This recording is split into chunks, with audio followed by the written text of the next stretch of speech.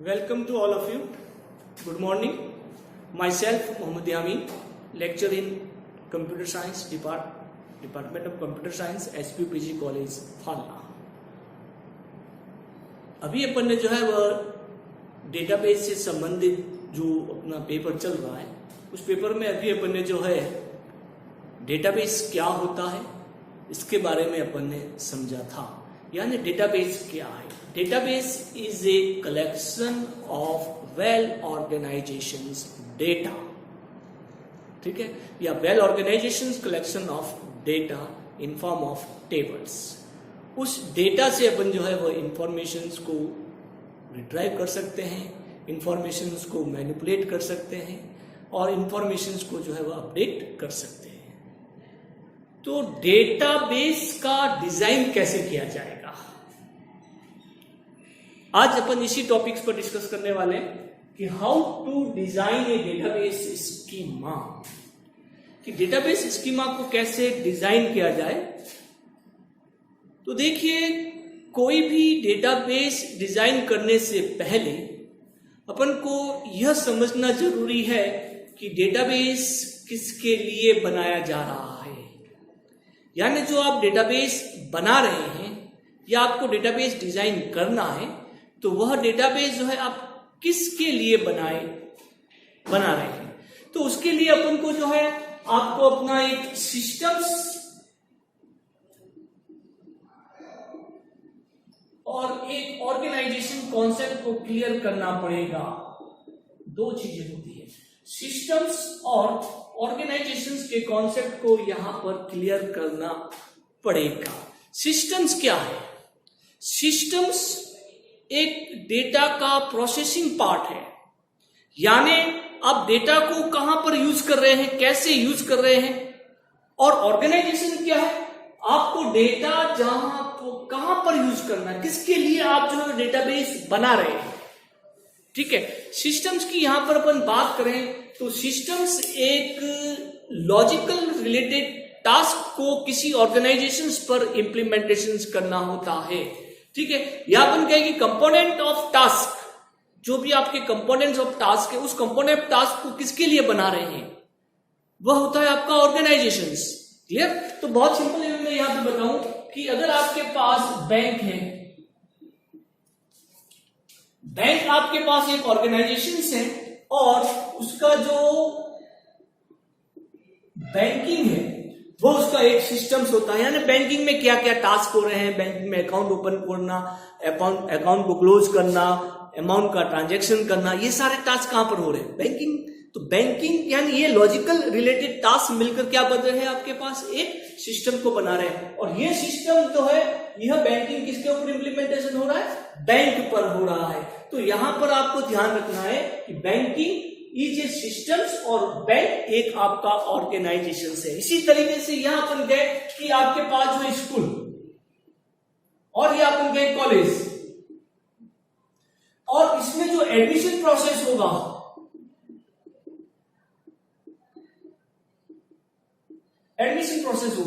तो स्कूल और कॉलेज तो आपके पास क्या हो गए, ऑर्गेनाइजेशंस हो गए। और उसमें जो एडमिशन प्रोसेस हो रहा है वह उसका एक सिस्टम है, यानी उसका एक टास्क है, कंपोनेंट ऑफ द टास्क है, जहां पर यह सिस्टम जो है यहां पर इंप्लीमेंटेशन हो रहा है। आई बात समझ में आपको? तो सिस्टम्स क्या होता है, ऑर्गेनाइजेशन क्या होता है। जनरली बैंक एक आपका ऑर्गेनाइजेशन है और उसमें बैंकिंग का जो प्रोसेस हो रहा है वो उसका एक सिस्टम होता है। आपके पास जो स्कूल या कॉलेज एक ऑर्गेनाइजेशन है और एडमिशंस उसके लिए एक प्रोसेस है, एक सिस्टम्स है। तो ये दो चीजें आपकी क्लियर होनी चाहिए कि सिस्टम्स और ऑर्गेनाइजेशन क्या होता है। अब यहां पर आपके डेटाबेस को डिजाइन करने के लिए किसी भी ऑर्गेनाइजेशंस के सिस्टम को समझना पड़ेगा। आई बात समझ में आपको? फॉर एग्जाम्पल, जैसे बैंक आपके पास जो है एक ऑर्गेनाइजेशन है, बैंक का पहले जो है वो टास्क कंप्लीटली जो है वो आपके मैन्युअली हो रहा था। तो उस मैन्युअली टास्क को आपको कंप्यूटराइजेशन करना है। तो आपको यह समझना जरूरी है कि उस बैंकिंग में क्या क्या टास्क हो रहे थे, उस बैंक का सिस्टम्स क्या है, वो बैंकिंग में क्या क्या कंपोनेंट्स यूज हो रहे थे। तो यानी उस बैंकिंग के कॉन्सेप्ट को समझना बहुत ही जरूरी है।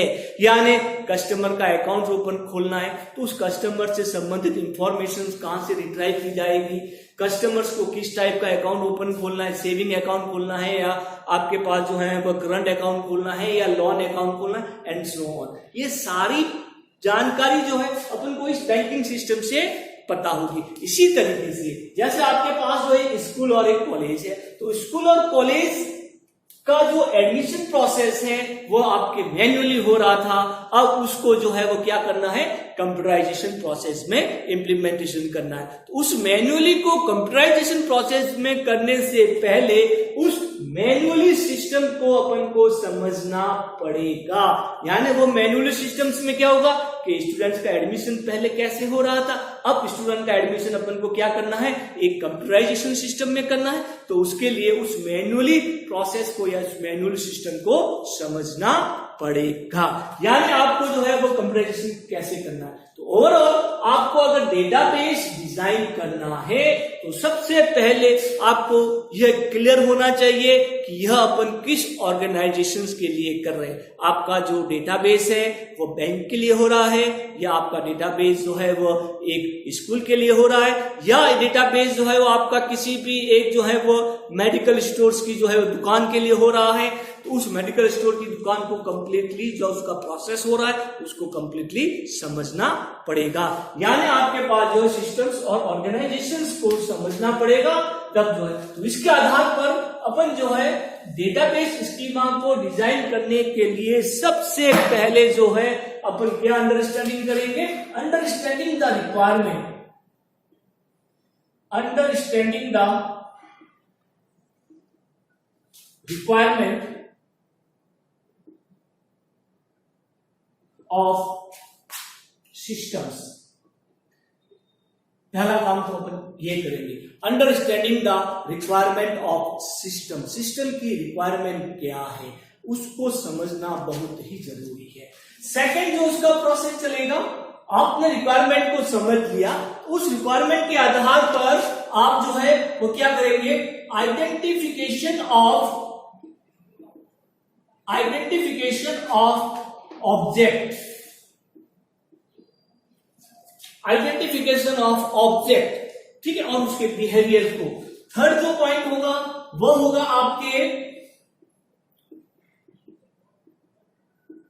Identification of entity. जो भी एंटाइटी जो है अपन उसमें होगी उसको आइडेंटिफिकेशन करना पड़ेगा। उसके बाद अपन यहां पर कंसीडर करेंगे आइडेंटिफिकेशन ऑफ रिलेशनशिप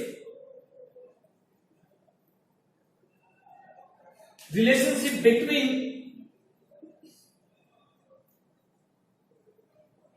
एंटाइटी के बीच में जो रिलेशनशिप होता है उसको आइडेंटिफिकेशन करना जरूरी है। उसके बाद यहां पर अपन जो है वो अपन करेंगे आइडेंटिफिकेशन ऑफ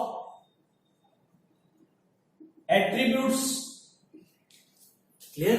उसके बाद यहां पर अपन कंसीडर करेंगे identification of, define the constraints of attributes,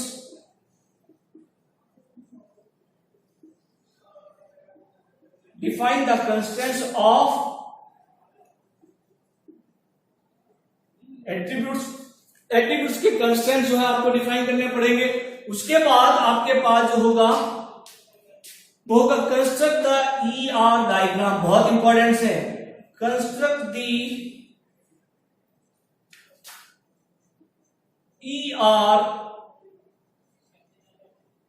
ER diagrams को आपको कंस्ट्रक्ट करना पड़ेगा।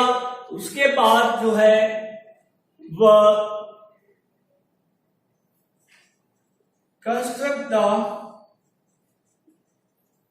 डेटाबेस स्कीमा, ठीक है, construct the database schema by using normalization process, by using normalization process, by using normalization process.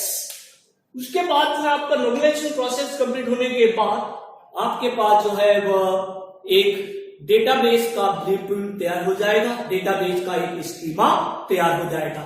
यानी आपको कोई भी डेटाबेस यदि आपको डिजाइन करना है तो आपको सबसे पहले उस सिस्टम्स और उस ऑर्गेनाइजेशंस को आइडेंटिफाई करना पड़ेगा। यानी आप डेटाबेस किस ऑर्गेनाइजेशंस के लिए बना रहे हैं और उस ऑर्गेनाइजेशन का सिस्टम क्या है, प्रोसेस क्या है, लॉजिकल रिलेटेड टास्क क्या है, उसके आधार पर अपन सबसे पहले उस ऑर्गेनाइजेशंस के लिए या उस सिस्टम्स के लिए अपन क्या अंडरस्टैंडिंग करेंगे, रिक्वायरमेंट क्या है, उसके बारे में यहां अपन समझेंगे। जब आपके पास रिक्वायरमेंट संबंधित सारी इंफॉर्मेशन आ जाए, यह एक फेज में नहीं होता है, that is the reversible process. एक फेज में आपकी सारी रिक्वायरमेंट कंप्लीट नहीं होती है, all phase are the reversible. एक कंप्लीट हुआ, ये कंप्लीट हुआ, वापस अपन उसके रिक्वायरमेंट पे गए, अपन जो है डिजाइन करते समय आपके पास कोई नई रिक्वायरमेंट आ गई तो उसको वापस उसके साथ इंप्लीमेंटेशन करना पड़ेगा और आपको सिस्टम को वापस डिजाइन करना पड़ेगा। तो यानी सबसे पहले जहां तक हो सके उस रिक्वायरमेंट को आप मैक्सिमम से मैक्सिमम गैदरिंग करने की कोशिश करें। तो सबसे पहले अपन रिक्वायरमेंट की अंडरस्टैंडिंग करेंगे। आपके पास सारी रिक्वायरमेंट आ जाती है तो उस रिक्वायरमेंट में से आपको आइडेंटिफाई करना है ऑब्जेक्ट को। क्या होता है ऑब्जेक्ट, कैसे होता है ऑब्जेक्ट, ये अपन आगे लेक्चर्स में पढ़ेंगे। उसके बाद ऑब्जेक्ट्स और उसके बिहेवियर को आइडेंटिफाई करने के बाद अपन क्या आइडेंटिफाई करेंगे, एंटाइटी को डिफाइन करेंगे। उसके बाद इन एंटाइटी के बीच का रिलेशनशिप क्या है, उसके बाद उसके एट्रीब्यूट्स क्या क्या है और उन एट्रीब्यूट्स पे कंस्ट्रेंट्स कौन कौन से डिफाइन करने हैं। और उसके बाद उसका सबसे इंपॉर्टेंट फैक्ट है वो है डिजाइन फेज जो है आपका ईआर डायग्राम को कंस्ट्रक्ट करना है। अब आपके पास ईआर डायग्राम कंस्ट्रक्ट होने के बाद आपको एक लॉजिकल स्ट्रक्चर यानी एक स्कीमा तैयार हो जाता है। अब इस स्कीमा को अपन क्या करेंगे और जो है वो डुप्लीकेसी को रिमूव करेंगे, उसमें जो डिपेंडेंसी, जो एक से ज्यादा अगर कोई डिपेंडेंसी है तो उसको रिमूव करेंगे by using normalization process. Normalization process को यूज लेते हुए उसका जो है वह डेटाबेस स्कीमा एक फाइनल डिजाइन होगा। तो ये कंप्लीट स्टेप्स होते हैं how to design a database schema. इन स्टेप्स को अपन वन बाय वन अंडरस्टैंडिंग करेंगे कि किस तरीके से जो है वो आपके स्कीमा को एक डिजाइन किया जाता है। तो ये सारे स्टेप्स आपको ध्यान में रखने। अब नेक्स्ट वीडियो में अपन जो है वो रिक्वायरमेंट कैसे गैदरिंग की जाती है, एनालिसिस कैसे किया जाता है, इसके बारे में जो है अपन यहाँ पर अंडरस्टैंडिंग करेंगे।